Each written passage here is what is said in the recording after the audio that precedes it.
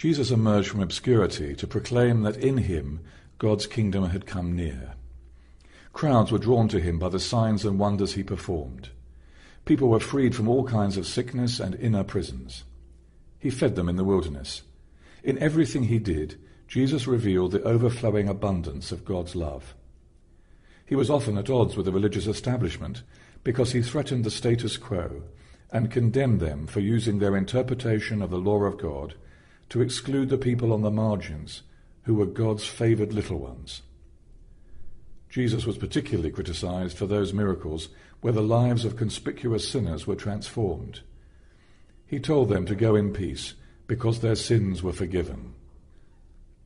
This was blasphemy to the priests and scribes who knew that only God could forgive sins. Later, when Jesus was dragged before the high priest, he was asked whether he was the Son of God. He answered, "I am he." This sealed his fate.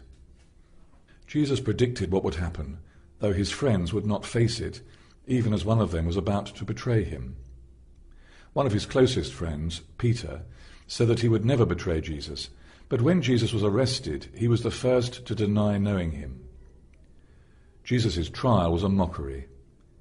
Jesus is largely silent. He has allowed himself to be handed over to death.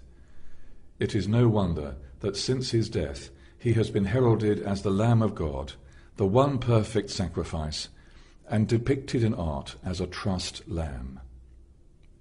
He was scourged and crucified between two criminals. It was the cruelest judicial death imaginable, and Jesus was spared nothing. He had prayed that this cup of suffering might be taken away, but the only thing that really mattered to him was to be obedient to his Father's will. Paradoxically, it was the only way to free humanity from being defined by death. God had to share it. Jesus' dead body was laid in the new tomb of a secret follower.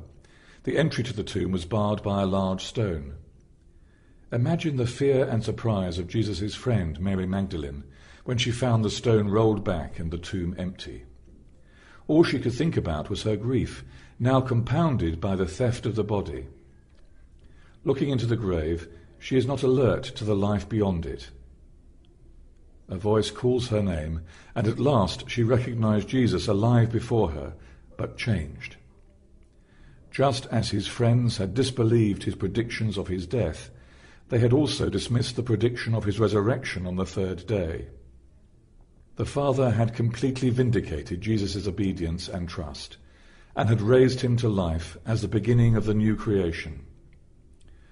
Friends who were cowering in an upstairs room, waiting for their own arrest, encountered Jesus and were transformed by the breath of his Spirit to carry the good news of his death and resurrection to every corner of the known world.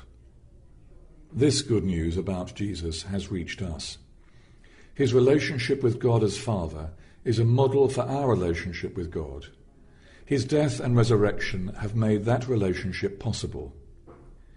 In Jesus, God has become one with us so that we can be one with God.